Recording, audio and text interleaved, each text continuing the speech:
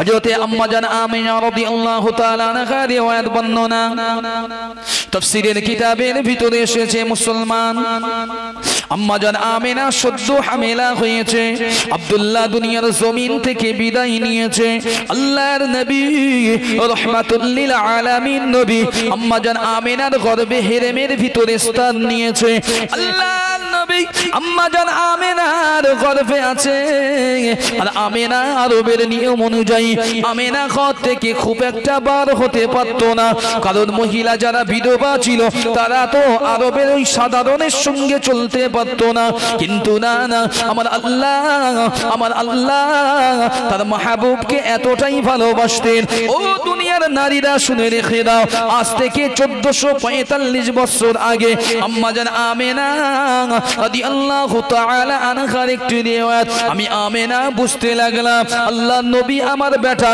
আমার গর্ভে যখন থেকে এসেছে গোটা আমার ঘর তথা গোটা মক্কা ভূখণ্ডকে আমার গায়ের থেকে যেন জান্নাতি সুঘ্রাণ বার হয়ে গোটা আরব ভূখণ্ড যেন ওই জান্নাতি সুঘ্রাণে মোহিত হয়ে গেছে ও আমিনা রাদিয়াল্লাহু তাআলা আনহা রিওয়ায়াত আমিনার বর্ণনা অনুযায়ী মক্কার অলিতে গলিতে মক্কার বাজার ঘাটে মক্কার ওকাজ মাজান্না বাজারে মক্কার পাহাড়ে পর্বতে মক্কার প্রতিটা জায়গায় জায়গায় হযরতে আম্মা জান আমিনা রাদিয়াল্লাহু তাআলা আনহার গায়ের খুশবু জান্নাতি সুঘ্রাণ খুশবুতে গোটা আরব ভূখণ্ড যেন পাগল পারা হয়ে মোহিত হয়ে গেল জোরে বলেন সুবহানাল্লাহ আমার ঘরের মায়েদেরকে একটু মায়েরা যদি ওয়াজ শুনেন দুঃখ নেবেন না আমি বাস্তবটা বলছি আমি পুরুষটা কি হচ্ছে আমাদের গায়ে কিংবা মায়েদের গায়ে যদি আপনার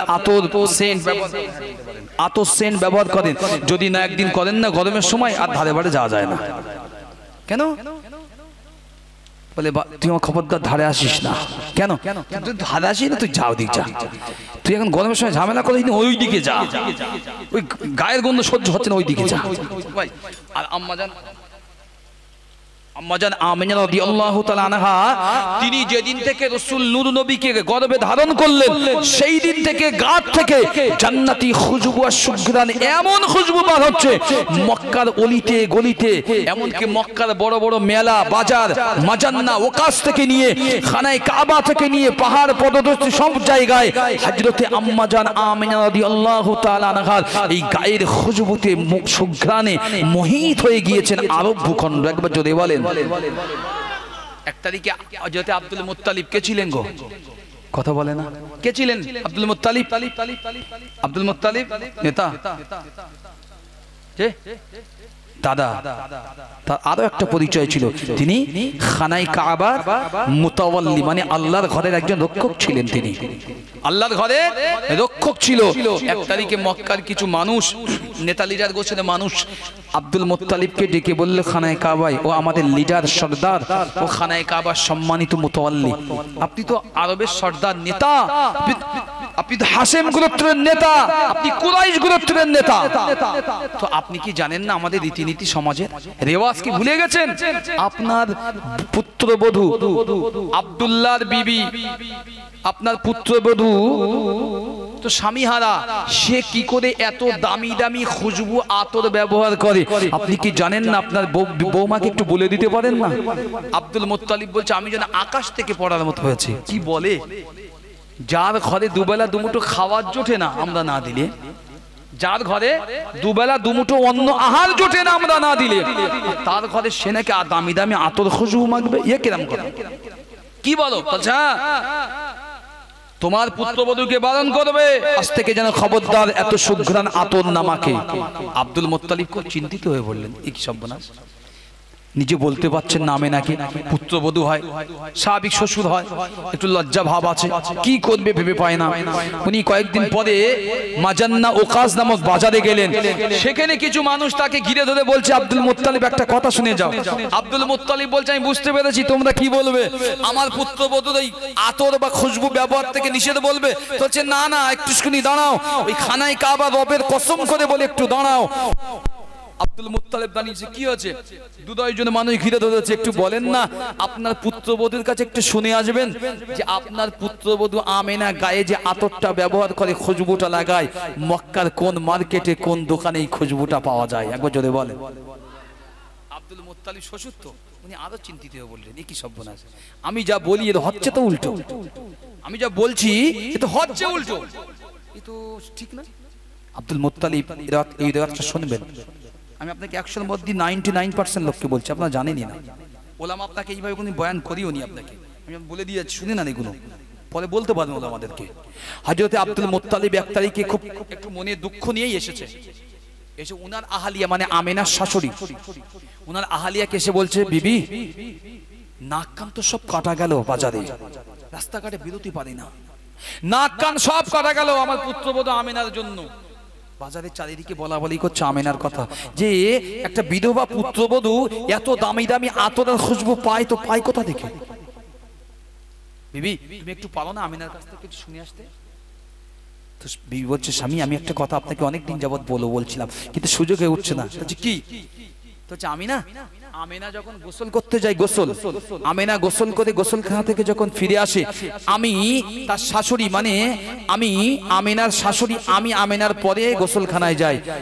স্বামী শোনো, তোমার খানায় কাবার প্রভুর শপথ করে কসম করে বলি, আমেনা যেই গোসলখানার থেকে বার হয়ে চলে আসে, আমি যেই ঢুকি গোসল করতে, আমার মনে হয় গোটা গোসলখানায় কে যেন জান্নাত থেকে বা কোথা থেকে এত সুন্দর সুগন্ধ দিয়ে গোটা গোসলখানা যেন প্যাক ভরে রেখে চলে গিয়েছেন। বিবির কাছে শুনি আরো চমকে উঠলেন, মানুষ বলছে এক কথা, বিবি বলছে আর এক কথা, কোন দিকে যায়? খুব চিন্তা করে বলছে, এক কাজ করো, আমেনাকে একটু ডাকো না। বিবি বলছে, শোনো স্বামী, আমেনা তো সবে সদ্য মাত্র স্বামী হারা, এত সুন্দরী একজন রমণী সদ্য স্বামী হারা, দুনিয়ায় তার আর কেউ রইল না আমরা ছাড়া। আমি যদি এক্ষুন জিজ্ঞাসা করতে চাই, অল্প বয়সে একটা মেয়ে হয়তো বলবে শাশুড়ি আমার সঙ্গে কটু কথা বলছে, তাই আমেনাকে আমি জিজ্ঞাসা করতে চাই না, তুমি শ্বশুর যখন বলছো চলো একসাথেই জিজ্ঞাসা করি। আল্লাহ নবীর আম্মা জান হযরতে আমেনা রাদিয়াল্লাহু তাআলা আনহা রিওয়ায়াতটা শুনে নেন মুসলমান। সিরাতের কিতাবের ভিতরে এসেছে আল্লাহ নবীর কলিজার টুকরা, আল্লাহ নবীর কলিজার টুকরা আম্মা জান হযরতে আমেনা রাদিয়াল্লাহু তাআলা আনহা রিওয়ায়াত শুনে নেন।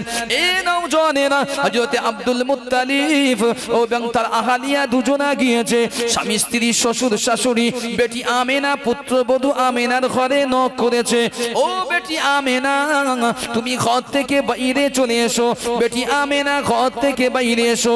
আম্মা জান আমেনা ঘর থেকে বাইরে এলেন, আল্লাহ নবীর দাদু জান হযরত আব্দুল মুত্তালিব বিবিকে বলেছে, বিবি রে তুমি বেটি আমেনাকে জিজ্ঞাসা করো।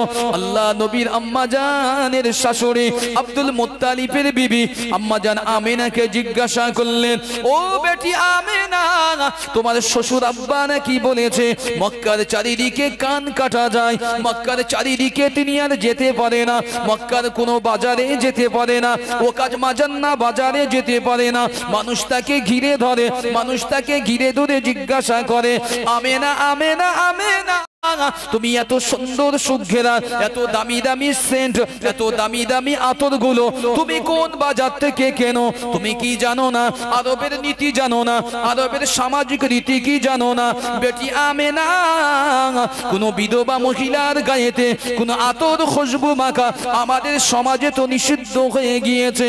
আল্লাহ নবীর আম্মা জান কথাগুলো শুনলে আল্লাহ পাকের নবীর আম্মা জান হযরতে আমেনা একে একে ওই কথাগুলোর আস্তে আস্তে করে উত্তর দিতে লাগলেন। জোরে বলেন সুবহানাল্লাহ, আরো চিল্লে বলেন সুবহানাল্লাহ, একবার দরুদ শরীফ আল্লাহুম্মা।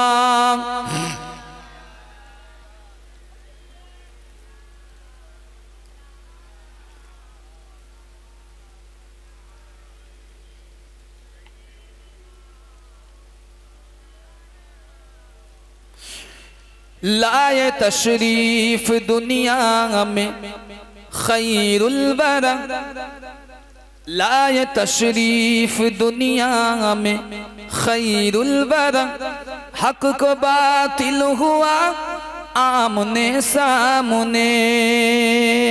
সকলে জোরে বলেন সুবহানাল্লাহ। لائے تشریف دنیا میں خیرُ البرا، حق کو باطل ہوا آمنے سامنے، کفر اب سرم سیموں چھپانے لگے، کفر اب سرم سیموں چھپانے لگے، آئے جب مصطفیٰ آمنے سامنے، چاند سے خوب سر ہے رخ مصطفیٰ، ان کو دیکھا تو یہ عائشہ نے کہا، چاند سے خوب سر ہے رخ مصطفیٰ، ان کو دیکھا تو یہ عائشہ نے کہا، فیکی فیکی سی لگتی تھی ان کی جیا، فیکی فیکی سی لگتی تھی ان کی جیا، چاند جب تک رکھا آمنے سامنے، فیکی فیکی سی لگتی تھی ان کی جیا، چاند جب تک رکھا آمنے سامنے، لائے تشریف دنیا میں خیر البرا، حق کو باطل ہوا آمنے سامنے، اللہم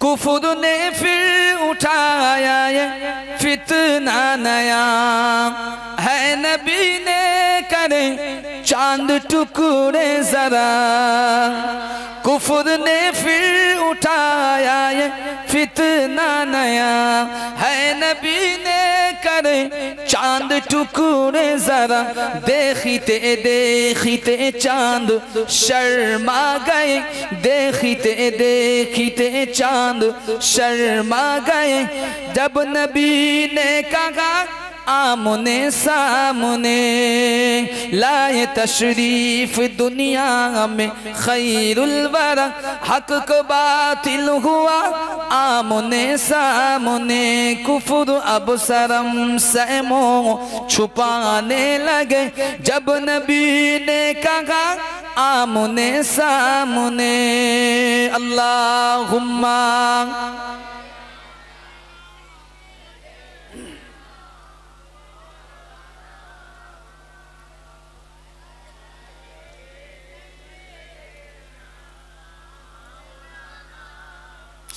মুসলমান নওজওয়ানেরা, যুবকেরা, ছেলেরা, বাচ্চারা, আল্লাহ পাকের নবীর আম্মা জান হযরতে আম্মা জান আমেনা রাদিয়াল্লাহু তাআলা আনহার রিওয়ায়াত বর্ণনা করা হচ্ছিল। এ মুসলমান, আম্মা জান আমেনা শ্বশুর শাশুড়ির কথা শুনলেন। আম্মা জান আমেনা শাশুড়িকে বললেন, ইয়া উম্মি, ও আমার আম্মা জান, আপনি আমার সাথে আসেন। আল্লাহ নবীর আম্মা জান শাশুড়ি আম্মার হাতটা ধরেছে। হযরতে আমেনা শাশুড়ির হাতটা ধরে ওই গোসলখানাতে নিয়ে গিয়েছে। গোসলখানার দরওয়াজাটা খুলে হযরতে আম্মা জান আমেনা নিজের গাল থেকে, নিজের গাল মোবারক থেকে এক টুকরা থুতু নিক্ষেপ করলেন। ওই গোসলখানার উপরে ওই জমিনে এক টুকরা থুতু নিক্ষেপ করলেন।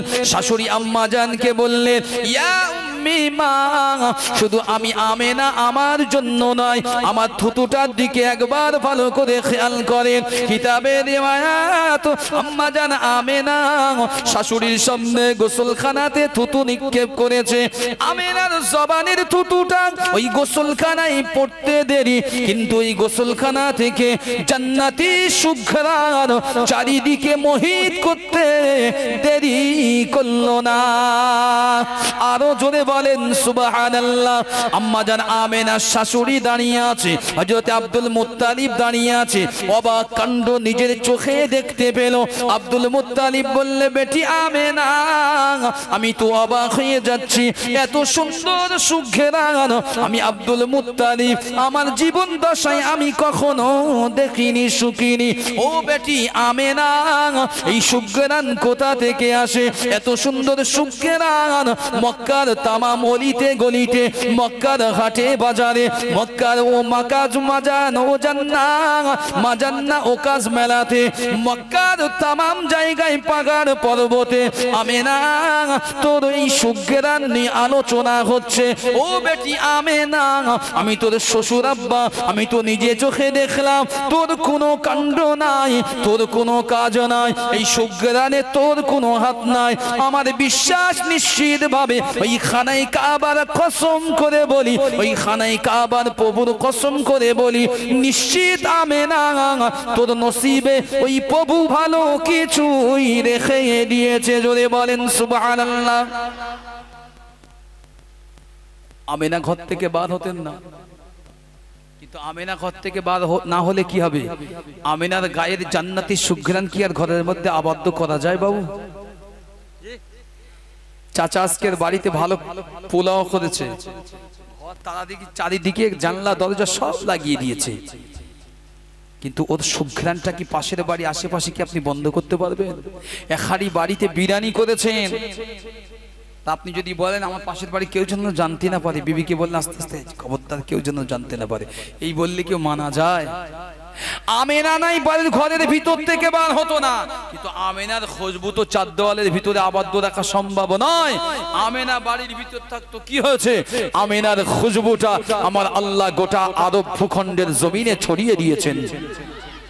তো আমেনা শ্বশুরা শাশুড়িকে বলছে, আব্বা জানিয়া উম্মি মা, বিশ্বাস করো ওই খানায় কাবা রবের কসম করে বলি, আমি আমেনা কিচ্ছু জানিনি, আমার এতে কিছু হাতও নাই, তবে এতটুকু নিশ্চিত সব কিছুর জন্য যেটা দায়ী হচ্ছে সেটা হচ্ছে আমার এই পেট। কে দায়ী বলেছে? আমার এই পেট। এই পেটেরটা যেদিন এসেছে আমার পেটেতে, এইটা যেদিন আমার পেটে এসেছে ওমা ইয়া উম্মি মা, সেদিন থেকে আমি আমেনা আমার দুনিয়াটা যেন বদলে গিয়েছে। কি শুনি আর কি দেখি আপনাদের কি করে আর বর্ণনা করবো? আমি আমেনা কি দেখি আর কি শুনি মা, আমি যদি বর্ণনা করি আমি তো বলতে চাচ্ছি না, কিন্তু মা তোমরা যখন আমার গার্জিয়ান, তোমরা আমার পিতা মাতা, তো তোমরা যখন বারবার বলছো, তাই আমি কিছু কিছু জিনিস আমি তোমাদের কাছে বর্ণনা করি। বলে আম্মাজান বলছে, মা যেদিন থেকে আমার গর্বে এই বাচ্চাটা এসেছে আল্লাহ দিয়েছে, সেদিন থেকে যে ঘরেতে আমার থাকার ব্যবস্থা হয়েছে বিয়ের পরে, সেই ঘরের আদবে তো ইট ছিল না বাবু, এমন আমাদের মতন মাটি আছে বলে কেটে ইট করে দিচ্ছি না, ওদের অধিকাংশ ছিল পাথর, খড়ি, চুন, এই জাতীয় বালু, মোটা এই জাতীয় জিনিস দিয়ে ওদের ঘর পাথর দিয়ে সাজানো হতো। পরের ইতিহাস খানায় কাবা পাথর দিয়ে সাজানো। তো আম্মাজান আমেনা বলছি, যেদিন থেকে আমার গর্ভে এইটা এসেছে সেই দিন থেকে দুনিয়া বদলে গিয়েছে। কেমন বদলে গিয়েছে? আমি আমেনা যদি বাম দিকে ঘুরি, তা বাম দিকের এই ঘরের দেওয়াল অর্থাৎ পাথরের দেওয়ালটা আমাকে দেখে দেখে সালাম দেয় মানুষের মতো আওয়াজ করে, আমেনা তোকে সালাম সালাম, কারণ রহমাতুল্লিল আলামিন তোর গর্ভে স্থান নিয়েছেন। আমি ডান দিকে ফেরি, ডান দিকের দেওয়াল আমাকে সালাম দেয়, আমেনা তোকে সালাম, সামনে পিছনে যেখানে যাই করি প্রতিটা ক্ষেত্রে যেন আমার উপরে সালাম বর্ষিত হয়। আমেনা তোকে সালাম, তুই আখিরি নবীর মা, তুই হচ্ছিস সেই রাহাবারের মা, যে রাহাবারের উম্মত হবে সমস্ত উম্মতদের চাইতে হাজারো গুণ উত্তম, কারণ যাদের কথা আমার আল্লাহ নিজে লিখেছেন, মাসালুকুম ফিত তাওরাতি ওয়া মাসালুকুম ফিল ইনজিল, আল্লাহ বললেন, ও আমার নবী তুমি কি জানো আমি আল্লাহ যাদের উপরে তাওরাত, ইনজিল, সহিফা কিতাব দিয়েছিলাম, প্রত্যেকটি কিতাবে তোমার এবং তোমার উম্মতদের আলোচনা দিয়ে আমি আল্লাহ ভরিয়ে দিয়েছিলাম। আমরা হতভাগা পারুলিয়া মার্কেটে গিয়ে সকালে এমন করে বিড়ি খাই, পাশের গ্রামের লোক দেখে বলে এর কোনো দাম নেই, এর কোনো দাম নেই, আর বলবো নিচে লাভ দিবার, এর কোনো ইজ্জত নেই, দামও নেই। চাচা বয়স্ক লোক খৈনি খায়, নেশা আছে, ঠিক আছে, চাচা একবার হিতাহিত জ্ঞান করে দেখে না যে ডাইনে কে, বামে কে, সামনে কে, পিছনে কে। হ্যাঁ আমি খাই, এটা আমি ছাড়তে পারি, আলাদা জিনিস, কিন্তু এটাও বোঝা উচিত আপনার যে আমি যে জিনিসটা ডলছি, কার সামনে ডলছি, কে আছে আমার আশেপাশে, আমার সাথী কে, এটা ভালো করে জাত জায়গা বিশ্লেষণ বিবেচনা করে তবেই তো খাওয়া উচিত, তাই না? কথা বুঝতে পারলেন না? বাপ এসে ছেলে সিগারেট ধরে গেছে, কাছাকাছি যে এসছে বুঝতে পারেনি যে আব্বা এসে গেছে, একটান দিয়েছে ধোঁয়াটার ভিতরে, আব্বা করছি তুই এখানে কেন? ছেলে না পাচ্ছে বাপের কথা উত্তর দিতে, না পাচ্ছে হ্যাঁ, না পাচ্ছে না বলতে, না পাচ্ছে হ্যাঁ, না পাচ্ছে না বলতে, ছেলে বাবা যে করছি তোর কি হয়েছে? কোচি তো কথা বলতে মুখ খুলতে পারতিস না। কোচি যে বাপের কাছে সোনার মানিক কলিজার টুকরা, কিন্তু বাপ যে বলছে কোচি মনা তোর কি হয়েছে না তুই এখানে কেন? কোচি তো মুখ খুললে চুপ করে দিয়েছে। দাদা তোর কি হয়েছে এত জিজ্ঞাসা করছে, কোন উত্তর দেয় না। কোচি শুধু বন্ধুর দিকে ইশারা করতে, বাপের দিকে নাই। পাশে পিছনে বন্ধু আছে, বন্ধুর দিকে ইশারা করতে, শুধু ইশারা করতে। কেন? আব্বার বল চলে যেতে। আব্বা যাচ্ছে না বলে ছাড়তে পারতেছ না, বলতে পারতেছ না, পারতেছ না, গিলেও নিতে। কি জ্বালাতন। বন্ধু এসে বাপের সামনে দাঁড়িয়ে বলতেছে কি হয়েছে? তো ছেলে আমার কোচি কথা বলে না কেন? তো বলবেন একটু সামনের দিকে আসে, বাপ বই দিবে তখন যে আমার কোচিও আস্তে আস্তে বড় হয়ে গেছে। ছোট আমার কোচি আর কোচি নেই, আমার কোচি বড় হয়ে গেছে। কোচির যখন লেভেল সেট হয়েছে, কোচির বোঝা উচিত এই রাস্তা দিয়ে আমি যখন লেভেল সেট করছি, এই রাস্তা দিয়ে আমার বাপও আসে, আমার চাচাও আসে, মসজিদের ইমামও আসে, গ্রামের হাফেজে কোরআনও আসে, একটা সুদখোরও যায়, জেনাখোরও আসে। ঠিক বলছি না ভুল বলছি? তো আমি যখন আমার আর আপনার লেভেল সেট হচ্ছে, আমি আর আপনি বুঝতেই শিখলাম না যে আমার আর আপনার লেভেলটা আল্লাহ কত দূর তুলেছে। যদি বুঝতে পারতেন ইজ্জতটা কতটা, আমার ইজ্জত ওয়ালা নবীর ইজ্জতে যে এত হয়, তার উম্মত হিসেবে আমাদের ইজ্জতটা কত। নবী মুসা আলাইহিস সালাম আল্লাহর কাছে একবার বললেন, আল্লাহ আমি তো এত কিছু শুনলাম, আমি আর নবী হতে চাই না, আমাকে আপনি আখেরি নবীর উম্মত করেন। আমি আমার কথা বলছি না, কসম খোদার, আল্লাহর কসম করে বলছি, কিতাব বর্ণনা দিয়েছেন তাওরাত। নবী মুসার হাতে তখন তাওরাত ছিলেন, যে কিতাব আল্লাহ নিজে লিখেছেন, সেই কিতাব নিয়ে বাম হাতে করে সাইডে রেখে বলছে, আল্লাহ আমি আখেরি নবীর উম্মত হতে চাই, আমি নবী হতে চাই না। তো আল্লাহ বললেন হবে না, তুমি অনেক আগে এসো। এসব বর্ণনা অন্য লাইনের ভাই, আমি শর্ট করে একটু বোঝানোর জন্য বলছি। অনেক ঘটনা আছে তিরমিজির হাদিসে, অনেকটা। তো নবী মুসা শেষ বলছে, যদি আমি উম্মত না হতে পারি, অন্তত সেই উম্মত গুলো ভাগ্যবান নসিবওয়ালা কেমন একটু দেখিয়ে দেন। আল্লাহ বলছে তাও হবে না, তাও হবে না। কেন? ওরা হচ্ছে শোপিচ। শোপিচ মার্কেটে শপিং মলে দেখেননি সুন্দর জিনিস টাঙানো থাকে সামনে, অর্থাৎ সামনে যে টাঙানো আছে ভিতরে গেলে এর থেকে আরো ভালো মাল পাবেন। আল্লাহ বললেন, আমার হাবিবের পেয়ারার উম্মতদেরকে আমি আল্লাহ শফিজ বানিয়েছি, এদেরকে এখন আনাও যাবে না, দেখানোও যাবে না। এরা দামি থেকেও দামি, দামি চাইতেও দামি। মুসা বললেন, তুই বুঝতে পারলাম আল্লাহ, তুই একটা অন্তত পূরণ করে, অন্তত ভয়েসটা শোনা, ভয়েস। আল্লাহ বলছেন, অন্তত ঠিক আছে, এটা আমি কবুল করলাম। আমরা আলেমে আরোয় আছি বাবু, দুনিয়া তখন তৈরি হয়নি, সৃষ্টি হয়নি, সকলেই রুহানি জগতে। তো আল্লাহ আমাদেরকে ডাক দিলেন, ইয়া উম্মতিকা মুহাম্মদ, হে আমার মুহাম্মাদের উম্মত উম্মতি। তো আমরা সেদিন এক বাক্যে আল্লাহর ডাকে সাড়া দিয়েছিলাম। আমরা যে সাড়াটা দিয়েছিলাম, এখানে অনেক মানুষ বসে আছেন, নিজেরাও জানেন না কি সাড়া দিয়েছিলেন। আমরা যে সাড়াটা আল্লাহর কাছে দিয়েছিলাম, জবাবে আল্লাহ পাক পরে নবী মুসা কালিমুল্লাহকে জিজ্ঞাসা করলেন, হে আমার নবী মুসা, হে আমার কালিম, তুমি তো ওদের কথা শুনলে, ভয়েস শুনলে, কেমন শুনলে? কেমন শুনলে? তখন বললেন, সামিউতু আহসানা মিনহু, আমি এমন ভয়েস শুনেছি আল্লাহ, এই ভয়েস ভোলার মতন নয়। তবে আমি বেশি মোহিত হয়েছি, আমি বেশি অবাক হয়েছি, বিস্ময় হয়েছি, এরা যে ভাষায় উত্তরটা দিয়েছে, এই ভাষাটা পেল কোথা থেকে? কি বলেছিলেন আমি আর আপনি জানেন? আমরা বলেছিলাম, আল্লাহ যেই বলেছে ইয়া উম্মতিকা মুহাম্মদ, আমরা সকলেই বলেছিলাম লাব্বাইক আল্লাহুম্মা লাব্বাইক, লাব্বাইক ওয়া সাআদাইক। সেজন্য নবী মুসার এত পছন্দ হয়েছিল ভাষাটা, আল্লাহর কাছে বললেন, আল্লাহ এই ভাষাটা এত সুন্দর, উম্মতে মুহাম্মাদির ভাষা এত সুন্দর। তো আল্লাহ বললেন, তোমার যদি এত পছন্দ হয়, আমি আল্লাহ একটা ইহসান করি তোমার উপরে, শোনো। দুনিয়ার জমিনে ইন্না আউওয়ালা বাইতি উদিআ লিন-নাস লাল্লাযী বিবাক্কাতা মুবারাকান ওয়া হুদাল লিল আলামিন, আমি আল্লাহ, আমার একটা ঘর হবে, নাম হবে খানায়ে কাবা, বাইতুল্লাহ। ওই বাইতুল্লাহ যারা দুনিয়ার জমিনে যাবে হজ করতে, অর্থাৎ আমাকে ডাকতে, প্রভু বলে মানতে, যেই আসুক না কেন, নারী পুরুষ শিশু বাচ্চা যাই হোক, সর্বপ্রথম প্রত্যেকেই জানো আমি আল্লাহ, আমাকে লাব্বাইক বলে আমার নামটা দিয়েই শুরু করবে। যদি বলে আমি আল্লাহ বাধ্যতামূলক করে দিলাম, আজ থেকে পৃথিবীর প্রত্যেকটা মানুষ খানায় কাবা যাবে, প্রথমে বলবে লাব্বাইক আল্লাহুম্মা লাব্বাইক, আল্লাহ আমি হাজির, আল্লাহ আমি হাজির, আল্লাহ আমি হাজির। যদি বলেন সুবহানাল্লাহ। ইজ্জত তো আমাদের রুহানি জগৎ থেকে ছিল, এখন তো জিসমানি জগতে। আম্মাজান আমিনার বর্ণনা করছিলেন ছোট্ট ছোট্ট করে। আম্মাজান আমিনা অনেক বর্ণনা আছে বাবা, বিয়ে থেকে নিয়ে, ছোট অবস্থা থেকে নিয়ে অনেক কিতাবের বর্ণনা আমার কাছে আছে। তবে ওই জন্য আমি বলবো না, বলার মতো সুযোগ নেই, শুধু বোঝানোর জন্য কিছু কিছু বলছি। পরে একটু কিছু বিষয় বলার ইচ্ছা আমার আছে আপনাদের কাছে। তো আম্মাজান হযরতে আমিনা রাদিয়াল্লাহু তাআলা আনহা দেওয়াত আমি যখন গর্ভবতী হলাম সব কিছু যেন আমাকে সালাম দিচ্ছেন, তো শাশুড়ি দাঁড়িয়ে দাঁড়িয়ে শুনছেন, শ্বশুর শাশুড়ি। আর আম্মাজান আমেনা বলছে, মা আপনার শুনছেন? আমি তো দেখি আর ভাবি অবাক হয়ে যাই, এগুলো আমার সাথে কি হচ্ছে।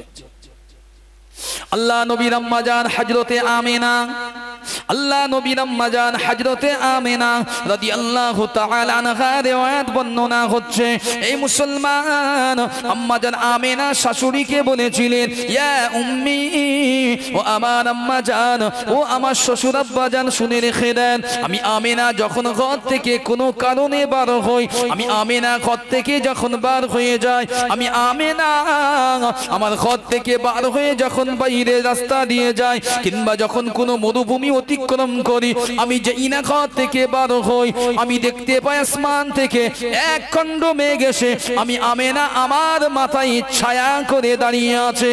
ও মা, আমি আমেনা প্রচন্ড উত্তরের তাপে, প্রখর উত্তরে যখন 50-60 ডিগ্রি সেলসিয়াস গরম হয়েছে, মরুভূমি উত্তপ্ত থাকে, বালুগুলো খাকা করে পড়তে লাগে, পাথরগুলো যেন জ্বলতে আরম্ভ করে। ও আমার উম্মি মা, আমি যখন আমেনা ঘর থেকে বার হই, বেলা 12টা-1টার সময় প্রচন্ড উত্তরের তাপদাহে বার হই, মা আমি যখন বার হই, আমি দেখতে পাই আসমান থেকে এক খণ্ড মেঘমালা এসে আমি আমেনা যেখানে হেঁটে হেঁটে যায়, আমার মাথায় যেন ছায়া করতে করতে করতে করতে ওই মেঘমালা আমি আমেনা আমার সাথে চলতে লাগে। জোরে বলেন সুবহানাল্লাহ। ও আমার শ্বশুর শাশুড়ি, ও আমার আব্বা জান, ও আমার আম্মা জান, শুধু তাই নয়, আপনি জিজ্ঞাসা করেন, আমি আমেনা আরবের বালিতে, আমি আমেনা আরবের উত্তপ্ত মরুভূমির বালিতে, আমি আমেনা পা দিতে দেরি, ওই উত্তপ্ত বালি আমি আমেনা আমার পায়ের স্পর্শ পেয়ে ঠান্ডা হতে দেরি হয় না। ভাগ্যবতী তো আমি একবার পা দেই, 60 ডিগ্রি সেলসিয়াসে বালি উত্তপ্ত হয়, যেখানে কফির কোনো জিনিস রাখলে কফি তৈরি হয়ে যায়। কোন মানুষ যদি শুধু কড়া তাওয়ায় বসিয়ে ডিমটা দিয়ে দেয়, তো ডিমটা ফ্রাই হয়ে যায়। সেই বালিতে আমি পা রাখতে দেরি, বালি ঠান্ডা হতে দেরি হয় না। পাথর যেন দূর থেকে মনে হয় জ্বলছে, আগুনে পুড়ছে, পাথরে যেই না পা রাখি, পাথর সঙ্গে সঙ্গে দপ করে ঠান্ডা হতে দেরি হয় না। আমেনা পুত্রবধূ বর্ণনা করছেন, শ্বশুর আর শাশুড়ি শুনছে। আমাদের পুত্রবধূ এখন আর বর্ণনা করে না, এদের সঙ্গে শ্বশুর আর শাশুড়ির সম্পর্ক হচ্ছে আদায় কাঁচকলা। বলতে চায় এরা এত মহব্বত করে শ্বশুর আর শাশুড়ির, শুধু বিয়ে হতে পারলে বাকি, একটু কিছুদিন সময় গেলেই হয়, ব্যাস আমি আর টানতে পারবো নি সংসার, আমি আর খাটতে পারবো নি, আলাদা করে দাও। ওই বুড়ো বাপ মারলে আর কদিন খাটবো আমি? কথা ভুল বলছি নাকি? কেউ একজন বলেছিল যে এই সন্তান কত বড় বেয়াদব বজ্জাত যে বাপ মাকে বৃদ্ধাশ্রমে দেয়। কোন একজন মহিলা টুইট ছিল, সেখানে একজন পুরুষ উত্তর দিয়েছেন, সেই বজ্জাতের হাড্ডি নাম্বার 1 হচ্ছে তুমি, কারণ তোমাদের জন্য আজকের মা বাপ গুলো বৃদ্ধাশ্রমে যায়। কথা বলতে পারলেন না? যতদিন পর্যন্ত সন্তান বিয়ে না করে জানবেন ঠিক আছে, বিয়ে করলে গন্ডগোল না, খারাপ দেবেন না। মা হয়তো অনেক মা আছেন, বোনেরা আছেন, সদ্য বিবাহিত আমার মায়েরা আছেন, হয়তো আমার নামে কলমা কালাম পড়বে যাওয়ার পরে, কেন লিখেছিস ভিডিও লিখেছিস, সব আমাদের বিরুদ্ধে বলেছে না। আমি তোমাদের বিরুদ্ধে বলছি, তবে এটা সত্য কথা, প্রত্যেকের মনে রাখা উচিত। আমার আজকে জওয়ানি আছে, কাল আমি বুড়ত্ব পর্যায়ে যাব। আজকে সৌন্দর্য আছে, কালকে আমি গুটিয়ে যাব আপনাদের মতন। দাড়ি পাকতে শুরু করেছে, হয়তো 5 বছর পরে আরো পেকে যাবে আমার। এখন আমার খুব ভালো করে উঠতে বসতে কষ্ট হয়, 4 ঘন্টা ছাত্রদের বসে বসে পড়া নিলে কষ্ট হয়, একটু উঠে বেড়াতে হয়, কারণ মা যাওয়ার সুবিধা লাগে, এই জন্য চেয়ার নিলাম আপনাদের। এরপরে যখন আরো বয়স হবে তখন আরো ক্ষতিগ্রস্ত জায়গায় যাব। তাহলে আমার মা বাপ কোন জায়গায় দাঁড়িয়ে আছে এটা আমারও ভাবা উচিত, আমিও কোন জায়গায় একদিন যাবো এটাও আমার ভাবা উচিত।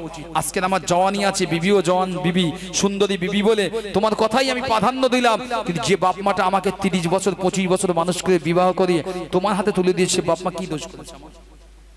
তবে হ্যাঁ, শরিয়াতের বাইরে যদি কোনো বিধান বাপ মা হুকুম জারি করে, সন্তানরা কেউ মানবেন না। কথা বলতে পারলেন না? শরিয়াতের বাইরে যদি বিধান কোনো বাপ মা হুকুম জারি করে, মানবেন না।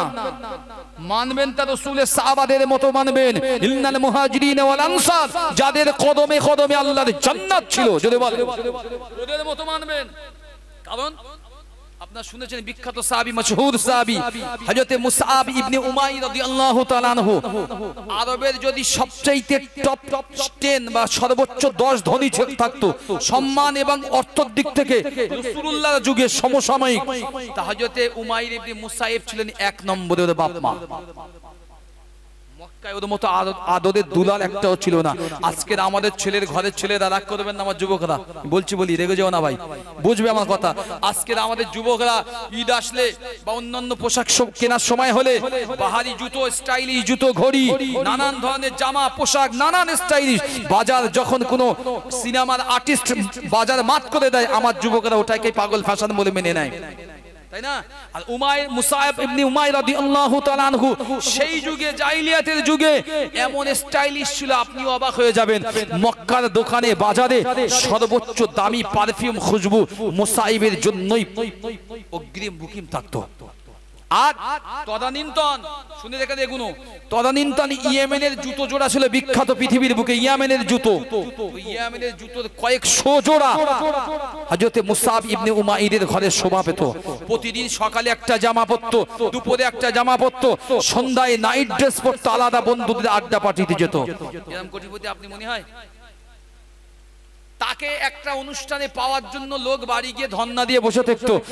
মুসআব ইবনে উমাইর আমাদের কাছে আসবেন তো আজকে আমাদের পার্টিতে?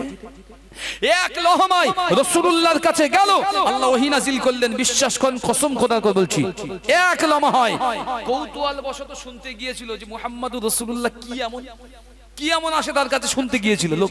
কোথায়? আরকানের বাড়িতে। আমি ঘটনা বলছি না, শুনতে গিয়ে সত্যি সত্যি দেখলো যে না, এমন ওহী এসেছে।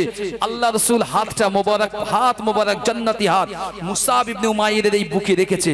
সাথে সাথে মুসাইবের ভিতরে যেন জাহান্নামের আগুন গুণ, জাহান্নামের গোনাগুনো সব ধ্বংস হয়ে জান্নাতের পরশ, হিমেল বাতাস আল্লাহ যেন মুসাইব ইবনে উমাইরের এই পক্ষে আল্লাহ যেন বইয়ে দিয়েছেন। জোরে বলেন সুবহানাল্লাহ। সাথে সাথেই মুসলমান মা ছাড়লো, বাপ ছাড়লো, বংশ ছাড়লো, সন্তান ছাড়লো, এমনকি কোটি কোটি কোটি বিলিয়ন সম্পত্তি এক লমহায় ছেড়ে দিয়ে 60টা 70টা তালি দেওয়া জামা পরে ইসলামের জন্য জীবন দিয়ে চলে গেলেন। আর আমি আর আপনি, বাড়ি দুটো বাইক আছে, ছেলেরা তো বাড়ি রাস্তা পাওয়া যায় না, বাবা উঠছে বাজার দিয়ে, মার্কেট দিয়ে যাচ্ছে, ছেলে উঠছে, একবার ভাবে না ঘরেতে আমার বাপ রয়েছে, বুড়ো পিতা মাতা, এর উপরে আমার দায়িত্ব আছে। রাগ হচ্ছে বলছি বলে না, মনে রাখুন আপনার আমল কাটলে জ্বালাটা কিন্তু আপনারই করবে, জ্বালা আপনারই করবে। আপনি রাস্তায় বাহাদুরি মানেন, বুঝতে পারছেন না, আপনার যদি একটা আমুল কাটবে না, সেদিন সর্বপ্রথম জ্বালা ধরবে মায়ের বুকে কলিজায়, তারপর বাবা।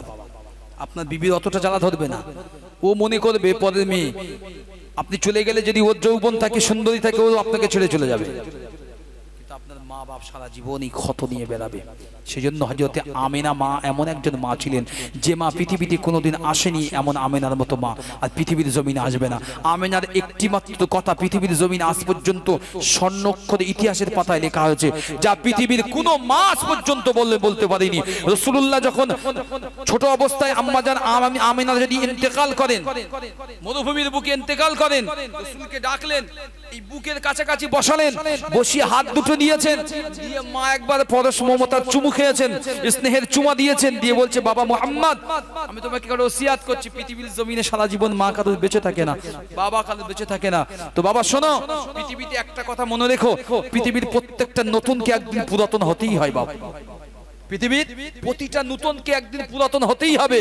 তো আজকের আমার সময় এসেছে, নতুন থেকে আমি হয়তো পুরাতন হয়ে যাব, আমি আর থাকবো না, তবে আমি নিশ্চিত আমি যেভাবে তোমাকে রেখে যাচ্ছি, তোমার রক্ষা করার দায়িত্ব নিয়েছেন স্বয়ং স্রষ্টা, তিনি হচ্ছেন আল্লাহ। তোমাকে ক্ষতি করার মতো এই দুনিয়ার জমিনে কোনো মানুষ পয়দা হয়নি। যদি বলেন এমন মা পেয়েছেন? এমন মা কোনোদিন পেতে পারবেন না। আল্লাহ নবীর কলিজা টুকরি আম্মা, আল্লাহ নবীর কলিজা টুকরি আম্মা হযরতে আম্মা জান আমেনা রাদিয়াল্লাহু তাআলা আনহা রিওয়ায়াত, আম্মা জান আমেনা বর্ণনা করলেন, ও আমার শাশুড়ি আম্মা শুনে রেখে দেন, আমি পাথরের কাছে যখন যাই, পাথরগুলো ঠান্ডা হয়ে যায়, আমি যখন গাছের কাছ থেকে যাই, ওই গাছগুলো আমাকে দেখে ঝুঁকে সালাম দেয়, ওয়া উম্মি মা, আমি আমেনা আমি যখন কুয়ার কাছে যাই পানি তোলার জন্য, কারণ আরবের নিয়ম ছিল, আরবের কুয়াগুলো এমন ছিল যখন গরমকাল পড়তো প্রচন্ড তাপের কারণে কুয়ার পানির স্তরগুলো নিচে নেমে চলে যেত। আম্মা জান আমেনার বর্ণনা, ইয়া উম্মি মা, মক্কার আর সমস্ত বুবুদের কাছে শুনে নেন, আমি যখন পানি আনতে যাই, আমি আমেনা পানি আনতে যাই, এই মক্কার বুবুরা আমাদের পিছু নাই, আমি আমেনা আমার পিছু পিছু আসে, আমাকে কাছে গিয়ে বলে, আমেনা আমেনা তুমি আগে আগে বর্তনটা ভর্তি করে নিও না, আমেনা তুমি আগে আগে মশটা ভর্তি করে নিও না। ও হযরতে আমেনা, তুমি যদি আগে আগে পানিটা ভরে নাও, তুমি যদি আগে আগে বর্তনটা ভরে নাও, তাহলে এই পানি নিচের স্তরে চলে যাবে।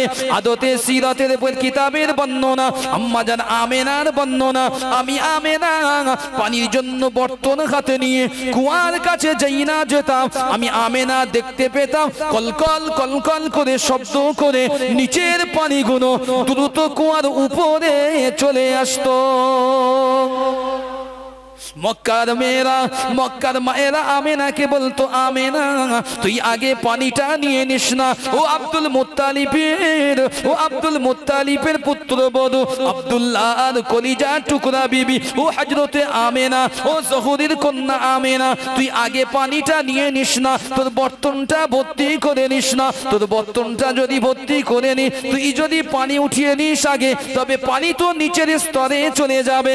কিতাবের বর্ণনা, তারা বলতো, আমেনা তুই চুপ করে দাঁড়িয়ে থাক, আমরা পানি নিয়ে তোর বর্তনটা ভর্তি করে দিয়ে প্রয়োজন হলে তোর সাথে আমরা বয়ে বয়ে তোর নিজের ঘরেতে দিয়ে আসবো, কিন্তু তুই খবরদার এখান থেকে চলে যাস না। ইয়া উম্মি মা, আমি কিচ্ছু বুঝতে পারি না, আমি কিছুই বুঝতে পারি না, আমি কিছুই জানি না, বুঝি না, তবে এতটুকু বুঝেছি, আমার পেটে কে যেন এসেছে, যেদিন থেকে পেটে স্থান নিয়েছে আমি আমেনা, সেদিন থেকে আমার গোটা দুনিয়ার জগৎটাই বদলে গেছে। আমার বিবির গর্ভে বাচ্চা, সামান্য ত্রুটি হতে শিগগির হুজুরের কাছে চলো, তদবির ডাক্তার বাড়ি চলো, 1,500 টাকার ফটো খুঁজে দেখা গেল কিচ্ছু নেই, সব ঠিক, ওদের ফটোও লাগেনি, হুজুরও প্রয়োজন হয়নি। আর হুজুর যদি প্রয়োজন হয়ে থাকে তো আল্লাহ কর্তৃত্ব জিবরিল এসে আমেনাকে ধমক দিয়ে গিয়েছিলেন, আমেনা খবরদার খবরদার, তুমি কোনোদিন কারোর কথা শুনে খবরদার কোনো লোহার বেড়ি, তখনকার যুগে তামিমা বলা হতো, তামিমা মানে লোহার কোনো জিনিস দেওয়া হতো তামিমা, তো লোহার বেড়ি যেন পুরো না। একদিন রাসূল সাল্লাল্লাহু আলাইহি ওয়াসাল্লামের মা আল্লাহ রাসূল গর্ভে থাকা অবস্থায় কোন একটি খব দেখে একটু ভয় করেছিলেন, শাশুড়িকে বলেছিলেন, শাশুড়ি একজন গণকের কাছে নিয়ে লোহা তামিমা মানে তাবিজ যেটা বলি আমরা এখন বর্তমানে লিখে দেয়, ওটা ছিল লোহা তামিমা, ওই লোহা তামিমায় কোমরে বেঁধে দিয়েছিল। আমেনা খব দেখছে, কে যেন এসে ওটাকে খুলে ভেঙে চুরমার করে দিয়ে বলছে, আমেনা খবরদার, সাবধান করে দিলাম, তোমার গর্ভে যিনি আছেন তিনি হচ্ছেন রাহমাতুল লিল আলামিন, তোমার গর্ভে আছেন শাফিউল মুজনাবিন, তোমার গর্ভে আছেন হাবিবুল্লাহ, খবরদার তার বেয়াদবি বেইজ্জতি তোমার দ্বারাই হওয়া সম্ভব নয়। আজ থেকে কোনোদিন তুমি কারোর কথা শুনে তোমার গায়ে কোনো ধরনের কিছু স্পর্শ বাঁধবে না। আমেনা স্বপ্ন ভেঙে খব ভেঙেছেন, ঘুম ভেঙে পাশে চেয়ে দেখে সত্যি সত্যি নিজের কোমরে যেটা বাঁধা ছিল সেটি টুকরো টুকরো হয়ে তার শোয়ার স্থানের পাশে পড়ে রয়েছেন। যদি বলেন আমাদের কি আসবে নাকি ফারিস্তা এসে? আমাদের কোনো মায়ের অসুবিধা হলে, বাবার অসুবিধা হলে ফারিস্তা আসবে না, ফারিস্তা আসতে কখনোই পারে না। তো যাক, ওদিকে যাব না, এবার ছোট্ট ছোট্ট করে কয়েকটা বিষয় একটু বলে অন্যদিকে একটু যাই। আসুন, আল্লাহ রাসূল জন্ম নিয়েছেন কত তারিখে বাবু? অসুবিধা হচ্ছে? আল্লাহ রাসূল জন্ম নিয়েছেন 9, 12, 13, 14, 15, 16, 9 থেকে 16 পর্যন্ত দেওয়াত আছে, এগুলো হাদিস, আপনি কেটে দিতে পারবেন না। 9 থেকে 16 পর্যন্ত দেওয়াত, আবার 9 থেকে 14 পর্যন্ত, আবার শুধু 9 আর 12 পর্যন্ত। কথা বুঝলেন না? বিভিন্ন ঐতিহাসিকরা বিভিন্ন কিতাব যারা লিখেছেন, কিতাবের যারা ফুকা ছিলেন, বিভিন্ন রিওয়ায়াত বর্ণনা করেছেন, তবে মাশহুর যারা করেছেন একটা বিরাট অংশ সমর্থন দলিল দিয়েছেন। তারা বলেছেন 12ই রবিউল আউয়াল সুবহ সাদিকের পূর্বে আল্লাহ রাসূলের শুভাগমন ঘটেছিল মক্কার জমিনে, খানায়ে কাবার পাশে আব্দুল্লাহর ঘরেতে আল্লাহ রাসূলের বিলাদাত হয়েছিলেন। যদি বলেন, আর কেউ কেউ বলেছেন 9 তারিখে। এবার শুনেন, আল্লাহ রাসূল 12 তারিখে আসলেন দুনিয়ার জমিনে।